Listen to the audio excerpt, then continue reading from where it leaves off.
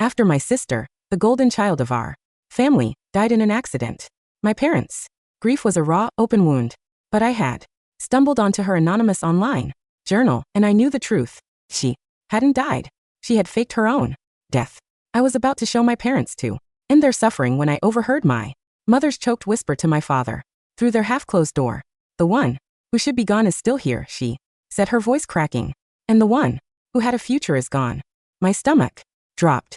"We poured everything into that master's degree," she went on, bitterness sharpening every word, "just waiting for her to help pay for her sister's medical bills. What did I do to deserve a daughter who drains the life out of us?" I froze in the hallway, the air suddenly too thin to breathe. That daughter was me. I was born with cerebral pausy. The doctors told my parents to let me go, but they refused. They clawed their way through hell to raise me anyway. My body never moved the way other kids' bodies did, and school turned into a daily gauntlet. Whispers, laughter, cruel jokes that dug in deep and stayed. Over time, the taunting curdled into an anxiety that wrapped itself around my ribs like wire. And my medical bills, therapy appointments, medications were a black hole. Every dollar my parents earned disappeared into it. We never had a single easy year. Not one. I was the anchor dragging this family to the bottom. Staring at my parents' weary backs through the crack in the door, I made a silent promise. "You're right, Mom. If anyone should have been gone, it should have been me. I'll be good. I'll stop being a burden. I'll go." Before I did anything irreversible, I opened Chloe's journal one last time. A new entry had been posted. "Faking my death feels like being reborn. No more digging through the trash for toilet paper just to save a few pennies for my sister's treatments." So it really was because of me. Of course it was. A single tear hit the screen and blurred the words into a smeared haze. Guilt surged so hard it nearly drowned me. But underneath it, sharp and startling, was something I hated myself for feeling. Relief. Because Chloe had lived a life of quiet misery long before she disappeared. Never wore new clothes. Her sleeves always sat too high on her wrists. Her pants always too short. She was a walking patchwork of hand-me-downs, men's shirts, women's blouses, clothes meant for kids and the elderly. None of it truly hers. And still she would smile at my mother and plead like it was nothing to swallow her own hunger. "It's Christmas," she'd say softly. "Can we please get Lily a new coat?" She never asked for anything for herself. On the rare nights we had meat, she'd mimic our parents, carefully picking the leanest pieces from her own plate and placing them in my bowl. She was so thin she seemed like she could disappear if the wind blew hard enough. And yet she carried me on her back all the way to school. Not for a day, not for a week, but for 12 years. Through scorching summers and bitter winters, through every hallway where other kids laughed and called me names, my gentle, quiet sister would turn into something feral. A lioness. She fought for me with a ferocity that terrified people twice her size. From the day I was diagnosed, the scales of our parents' love tipped completely in my favor. But Chloe never fought for their attention. She loved me just as much as they did. And she poured everything else she had into her studies. "I'll get into a great university, Lily," she promised, her eyes shining with determination.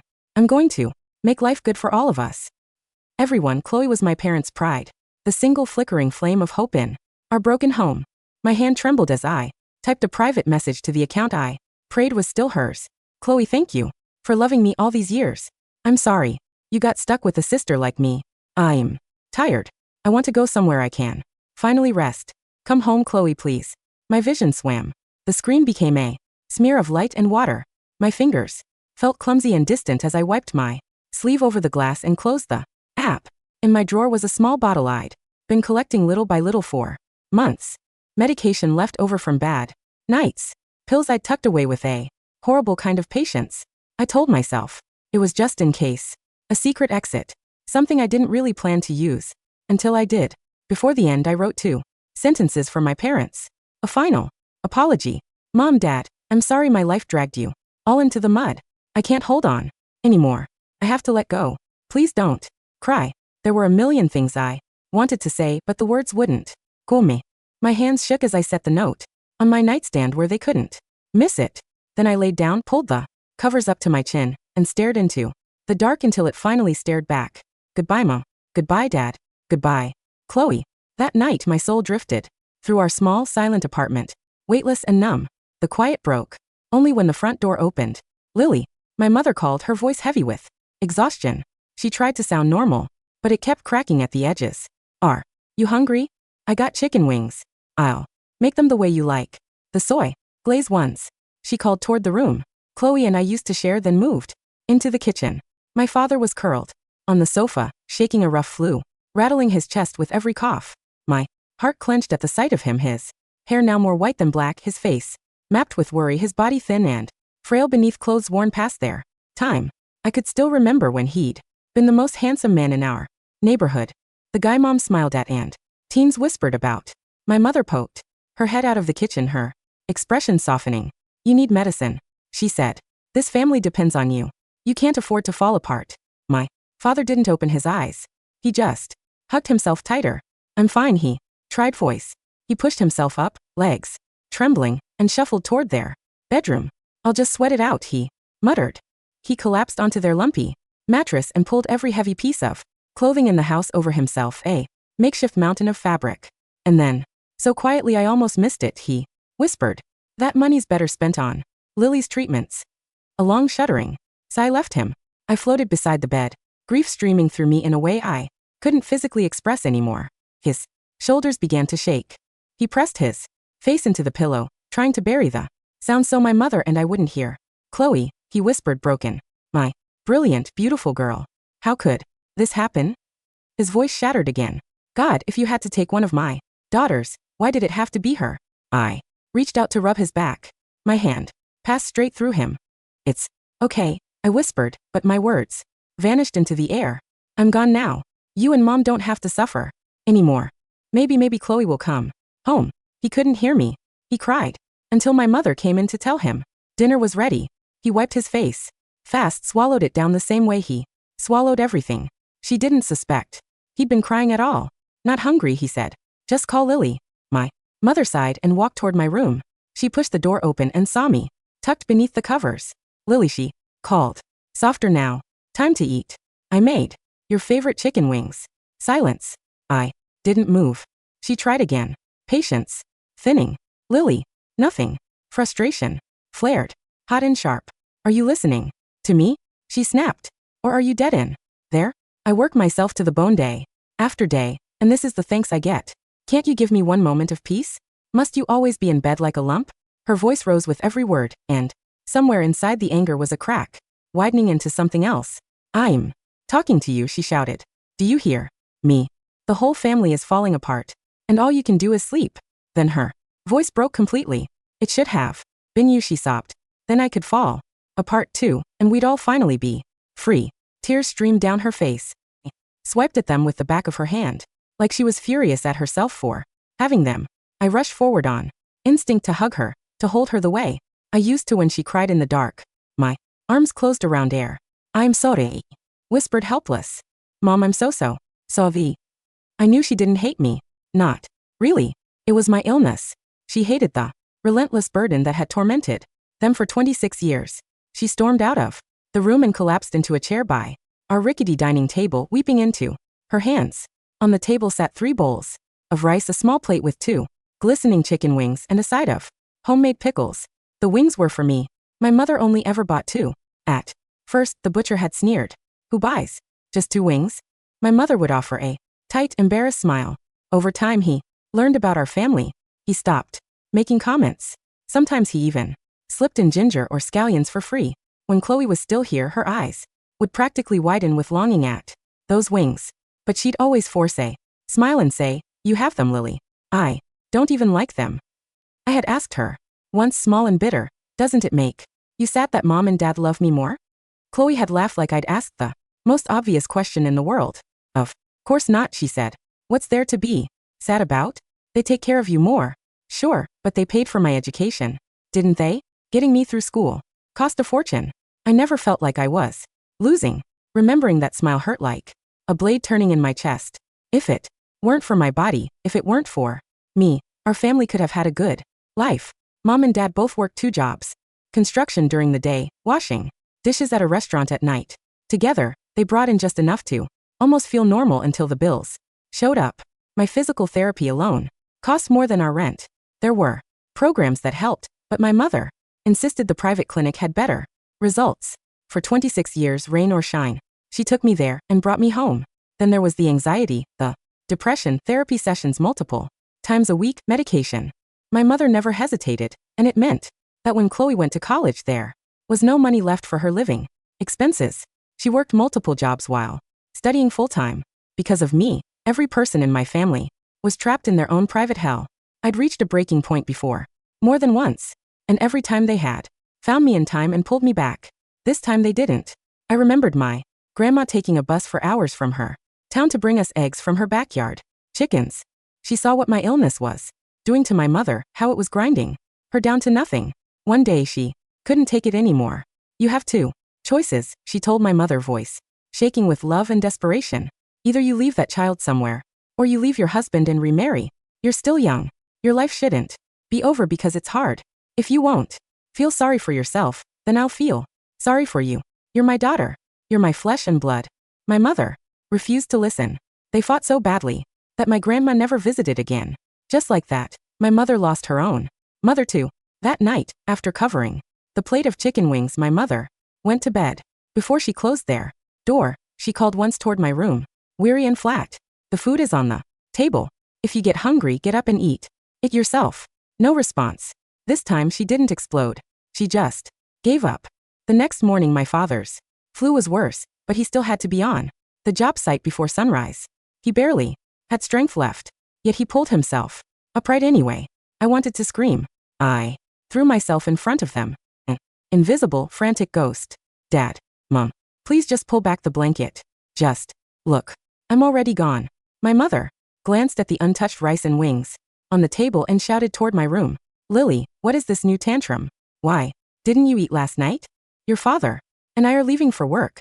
Get up and eat right now. I'll be back at noon to take you to rehab. You hear me? I waved my arms wildly in front of her face. Mom, please lift the blanket. I'm gone. You're free. Her phone rang. She paused and answered, breath clipped. A woman's voice crackled through the speaker. Hey, it's Sharon. I've got some good news for you. My mother's first instinct was always work.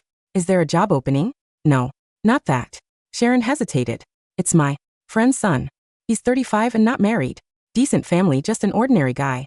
And I was thinking, well, with Lily's condition, it's not easy for her to find someone. Maybe we could set them up. That way you and your husband would finally be free. You could start saving for retirement. Let's be honest. So long as Lily is with you, you'll never have a day of peace. This is a good thing. Someone willing to take her off your hands.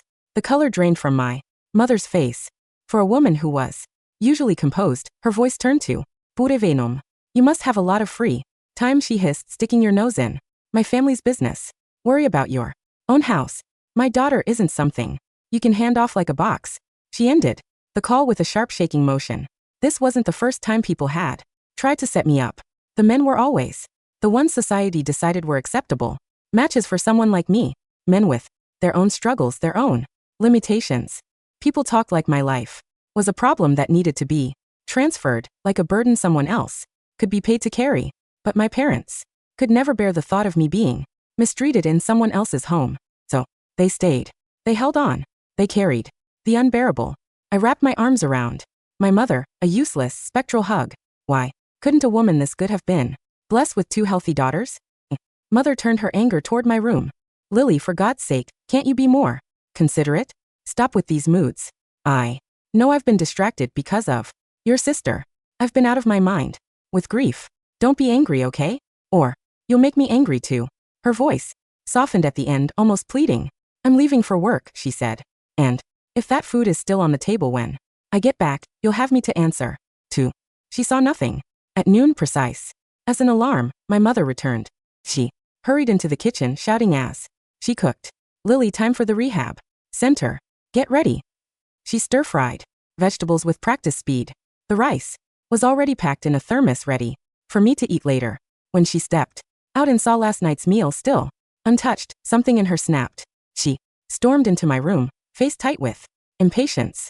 And for the first time since I vanished, a flicker of hope went through me. Finally, what is wrong with you? She demanded. These moods, unbearable. I treat you like a queen and you ignore me. You refuse to eat. Are You trying to break me? She grabbed my shoulder over the blanket and shook me, frustration mounting with every movement. What is it, Lily? Answer me. Who upset you this time? Can't you have a little mercy on me? I'm exhausted. Her breathing turned ragged. Her face flushed. She shook me again harder, voice cracking into panic and rage. Then, a frantic voice cut through the air like a siren. Mom, stop. Chloe, thank God. My mother froze, thunderstruck, staring at my sister as if she were seeing a ghost. Chloe didn't have time to explain. She lunged forward and yanked back the blankets. And in that instant, the world stopped. My mother's face drained of color so fast it looked like someone had pulled the plug on her. Chloe made a sound I'd never heard her make before. Something between a sob and a scream. Lily, Lily, wake up. She begged, hands shaking as she grabbed my shoulders. I'm here. I'm back. I'm sorry. I'm so sorry. Please, please don't do this. She shook me like she could shake life back into me. Tears dropped onto my face, warm against skin that couldn't feel them anymore. I tried to hug her. I tried to tell her I didn't blame her, that she didn't do this. My arms closed around air. My mother stumbled forward like she'd forgotten how to walk. She reached out with trembling hands, touched Chloe's cheek, then touched it again like she needed to confirm she wasn't hallucinating. Chloe, she whispered. Chloe's eyes were red and guilty and terrified. Mom, she choked out. Call 911. Now. Please call. Just call. But my mother was still stuck on the impossible fact standing in front of her. You're here, she breathed, half laughing, half sobbing. You're alive, Mom. Chloe's voice broke. Please, Lily. My mother's gaze finally slid to the nightstand. The note. Her fingers snatched it up. Her lips moved as she read the 2 sentences I'd left behind. And for a second, she actually looked calm, almost irritated, like this was one more episode she was exhausted by. Then Chloe ripped the paper from her and shouted, This isn't a tantrum. Look at her. My mother's mouth opened. No sound came out. Then panic hit her like a wave. She fumbled for her phone so badly. She dropped it, cursed, grabbed it again, with hands that wouldn't stop shaking. My daughter, she gasped into the operator, voice splintering. Please, my daughter, she's not waking up. Chloe tried to lift me. She was thin. So thin. And for a second, I saw the old image of her carrying me to school. Only, now the weight was wrong. Unnatural. She still forced herself, teeth gritted, dragging my body up as if willpower could undo what I'd done. Lily sobbed, stumbling toward the door. Hold on. I'm taking you to the hospital. You hear me? You're going to be okay. I'm here. I'm here now. He screamed here. Without a voice. Chloe, don't. It's too late. Don't destroy yourself. Carrying a body that can't come back. She walked right through my spirit like I wasn't even there. My mother called my father. In a frenzy as she ran, tripping on the stairs, falling hard enough to scrape her knees through her jeans. Call me home. She cried into the phone like a child. Please, please come home, Lily. Lily. The paramedics arrived fast. They checked me quickly with faces that told the truth before their mouths did. Chloe clung to one of them, eyes wild. Take her. Put her in the ambulance. Hurry. The paramedic's voice was gentle but firm. I'm so sorry. There's nothing we can do. Chloe blinked like she hadn't understood the language. No, she said, shaking her head. No, you're wrong. She always comes back. You have to try. My mother grabbed the paramedic's sleeve, rage and terror melting together. You're supposed to save people, she cried. You're supposed to, ma'am, the paramedic said sharply, trying to pull her back from the edge of hysteria. Please, I need you to understand. We can't change this. A heavy thud hit the sidewalk behind them. My father. He'd arrived just in time to see the world end. He sank to the ground like his bones had turned to sand. His face went gray. His eyes stared at me, at what was left, and his lips trembled as if he had 1,000 apologies trying to crawl out. Neighbors spilled out on the balconies. People gathered. Whispers rose like smoke. And through it all, my parents and my sister were trapped in their own private storm. In the end, the ambulance drove away. Without me. My mother made a sound so animal it didn't even feel human. He clutched my cold hand in both of hers, blowing into it, rubbing it like she could warm it back to life. Lily, he sobbed. You're just cold. That's all. You're just cold. Chloe fell to her knees beside my body and slapped her own cheeks over and over like punishment could rewrite the past. This is my fault, she choked. This is my fault. If I hadn't left, I screamed at her again. It's not your fault. I did this. I chose this. But ghosts don't get to rewrite the living. By the time night fell, my mother's voice was my father, kept fainting into silence and waking up to cry again. Chloe, shaking with exhaustion, still lifted me somehow and brought me back upstairs, then went back down to half carry my parents like they were the ones who couldn't walk anymore. In the apartment, the three of them sat around my bed like mourners around a candle, the kind that burns low but refuses to go out. Chloe knelt again, hands bruised from gripping too hard, and looked at my parents like she wanted them to hit her. Punish me, she begged. Yell at me. Do something. Don't just sit there. My mother grabbed Chloe and held her so tight it looked painful. Don't, she whispered. You're back. That's a miracle. Don't say things like that. Chloe flinched like she'd forgotten for a second that my parents didn't know. They didn't know she had chosen to vanish. And she didn't tell them. Not that night. Not with my body in the next room like a weight on all our chests. At some point my mother's fingers brushed my cheek. Her voice came out raw. My Lily, she whispered. You don't have to take medicine anymore. You don't have to hurt anymore. For one bright second, something like relief flickered in me. Yes, Mom. That's it. Hold on to that. The next morning they made arrangements. My mother insisted on a nice urn. Something pretty, she said, like she was trying to love me one last time in a way she couldn't fix sooner. After the cremation, I was reduced to a lightness that didn't feel like freedom so much as absence. My mother chose pink. Of course she did. She knew I loved pink. She knew I liked anything that felt soft and warm and gentle like the world had never been. She clutched the urn against her chest and cried until her shoulders shook. Outside the building, someone approached with the kind of smile that tells you they've mistaken tragedy for opportunity. It was a woman from our neighborhood, Marcy, who'd spent years sneering at my parents, telling anyone who would listen that they must have done something awful to deserve a punishment like me. Now she wore an eager, almost oily expression. Hey, she said, glancing at the urn, like it was a bag of groceries. I was thinking, maybe we could work something out. My father didn't even look at her. Marcy kept talking anyway, voice bright. I know it sounds unusual, but my son passed a while back. He was about Lily's age. There are families who do a symbolic, a ceremonial pairing. Away to my mother's head snapped up. Get away from me, she said, low and shaking. Marcy lifted her hands like she was innocent. I'm trying to help and I'd pay $3,000. It would cover some costs. You could put it toward Chloe's future. I mean Lily's gone now. You should think practical. My mother's eyes turned murderous. Leave, she said, each syllable a blade. Marcy's smile slipped. She muttered something under her breath and backed off, but not before she tossed one last line like a spark onto gasoline. You always favored the sick one anyway. Maybe now you can finally do right by Chloe. My father stepped forward and Marcy hurried away. I stood there beside my family watching it all with a strange hollow calm. If a pile of money could have made Chloe's life easier, I would have handed it to them myself. But my parents didn't. They took me back to my mother's hometown and buried the urn there under a tree near relatives who barely remembered my name. When they returned, they noticed what grief had been hiding in plain sight. Chloe was slipping away again. Not in the way she had before, quietly, anonymously erasing herself from the world, but in a way that felt desperate, like she was running towards something that might hurt her just to prove she could still feel anything. Her old boyfriend's name surfaced like a ghost. Ethan. He'd been Chloe's first love back when she still believed love could rescue you from poverty and exhaustion and being nobody. Years ago, his mother had taken one look at our family, at me, and decided we were a curse. She'd humiliated Chloe, accused her of being after their money, and told her point blank, as long as Lily was alive, we were a bottomless pit. She tore them apart.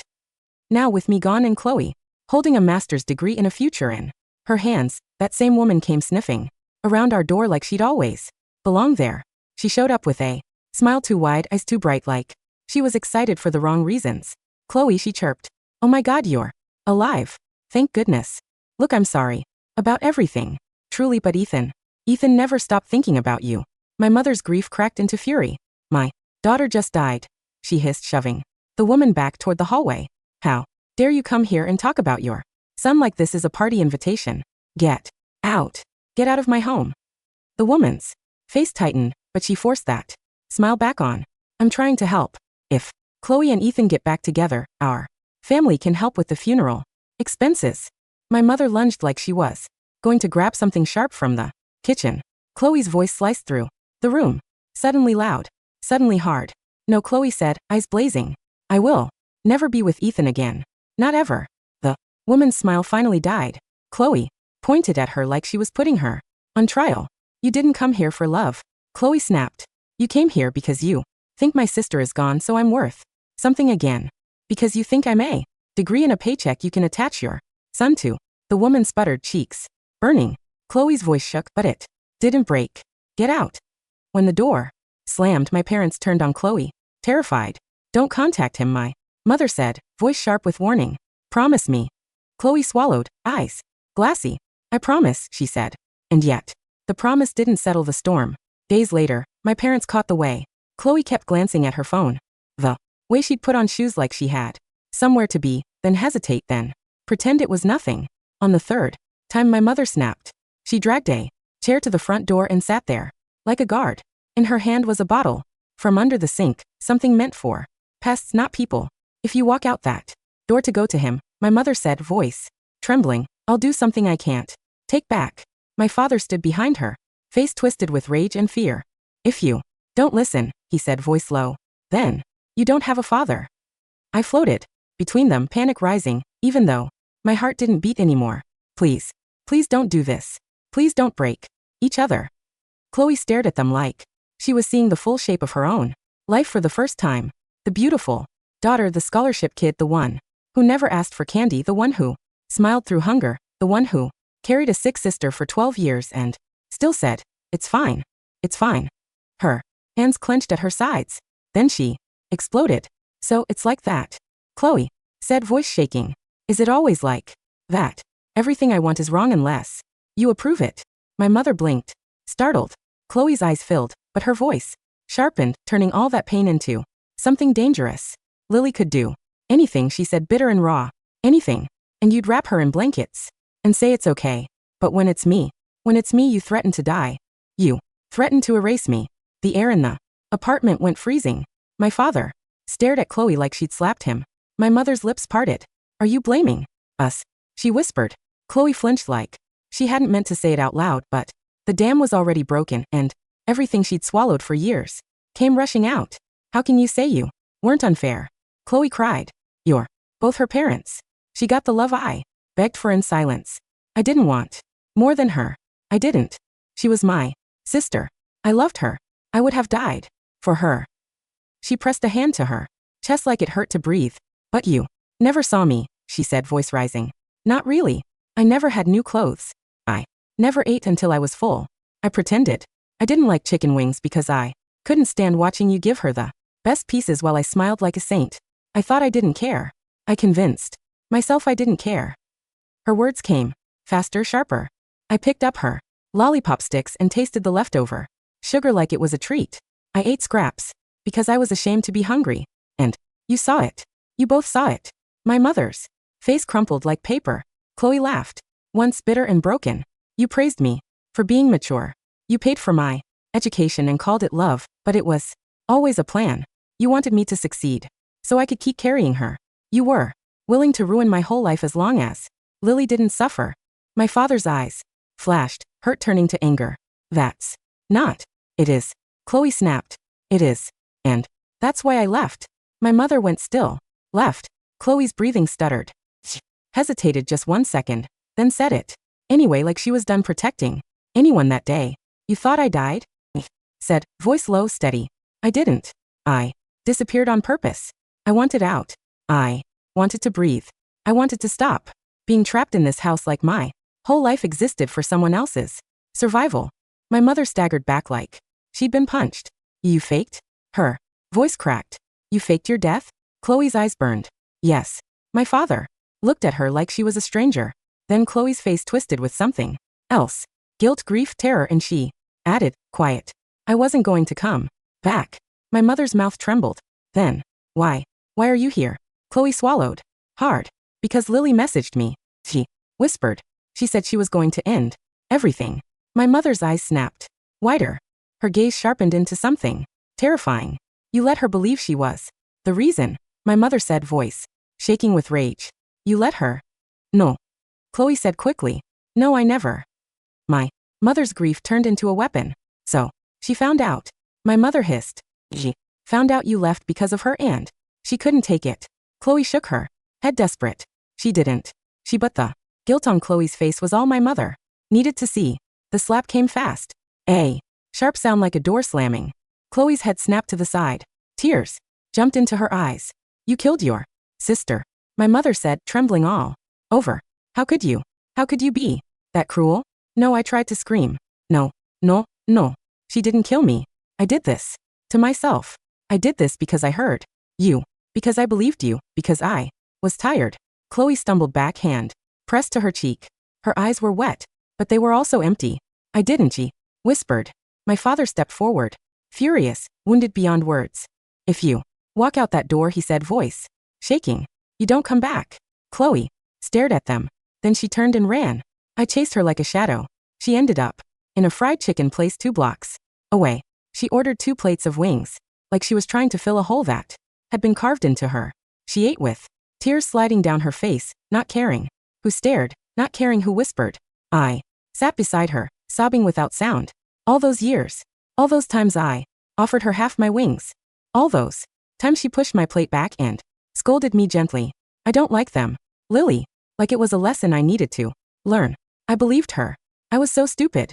After she left the restaurant, she bought a big bag of lollipops and went to the river. She sat on the edge and ate them one after another, crying like a child. Panic gripped me. Not again. Please, not again. I tried to shove her away from the edge, tried to push her toward the sidewalk. My hands passed through her like smoke. I was useless.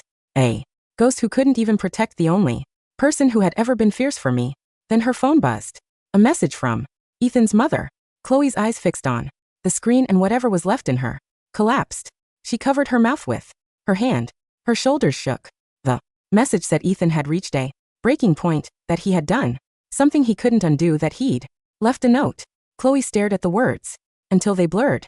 Then she stood like she was being pulled by invisible string. She went to Ethan's place. Found the note. Pages of cramped handwriting, lines tightening as they went, like his thoughts were shrinking into a tunnel. He told her to forget him, to live, to be brave. Chloe's lips moved as she read, but no sound came out. Tears poured down her face like. Then, that night, she didn't go home. She checked into a cheap motel and cried herself to sleep with the lights on. I tried something I'd never tried before. I pressed myself against her like prayer. And somehow I slipped into her dream. She saw me. Her eyes went wide with a shock so pure it looked like hope. Lily, she breathed. She grabbed me, hugging me like she could anchor herself to my spirit. I'm sorry, she sobbed. I'm so sorry. I didn't mean those things I said. I didn't mean them like that. I was angry. I was tired. Smilte her. The way she used to smile at me when I was small and scared. I know. I whispered. I put my fingers over her lips like she once did for me. I know. You were tired. I know you were hurting.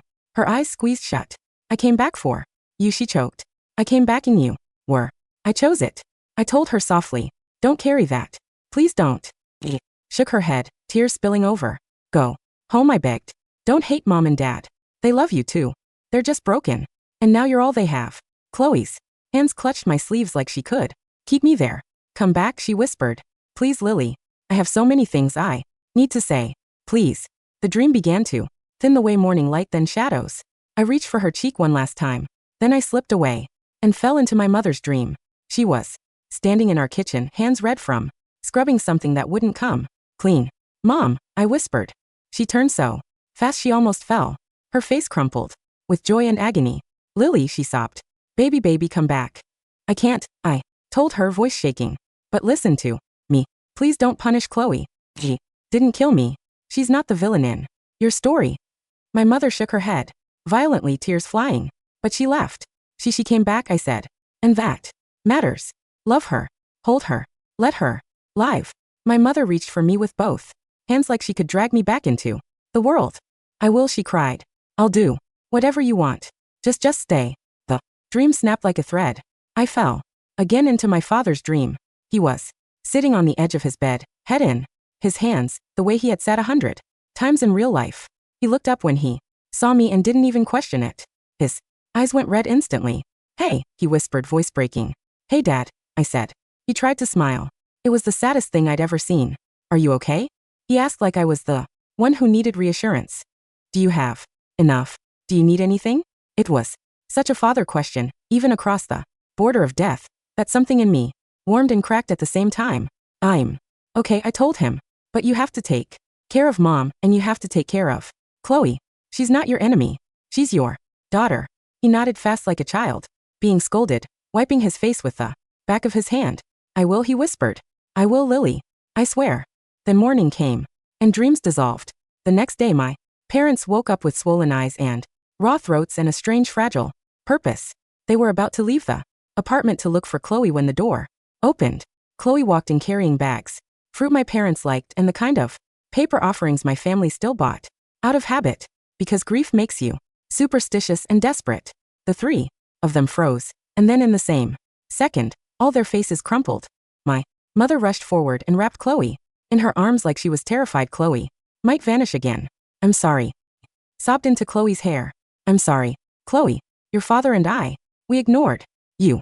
We didn't mean to. We didn't see. Chloe's hands trembled as she held my mother back. I shouldn't have said those things. Chloe whispered. I shouldn't have left. I shouldn't have. My father stepped in, eyes shining, voice cracking. No more, he said. No more fighting. We've lost enough. They stood in the doorway, clinging to each other, like survivors of a shipwreck. And for the first time since I died, the apartment didn't feel like a tomb. My father cleared his throat roughly. We should go, he said, attempting a crooked smile through tears. We have to. We have to talk to Lily. She visited me. My mother sobbed harder, but she nodded. Chloe's eyes widened and for a second she looked straight at the empty ear beside them, like she could almost feel me there. They went together. They burned offerings and spoke my name and promised out loud to stop measuring love and sacrifice and guilt. And as I watched them, my exhausted father, my shattered mother, my sister who had carried me for 12 years and still somehow came back, I felt something loosen inside me. The rage, the shame, the heavy dragging belief that I had ruined everything just by existing. Maybe my life had been hard. Maybe my illness had eaten through our family like rust. But in the end, love was still there, damaged, imperfect, real. I stood behind them, the soft winter wind passing through me, and I let myself believe one last thing. They would survive this. They would love each other in the ways they still could. And I finally could.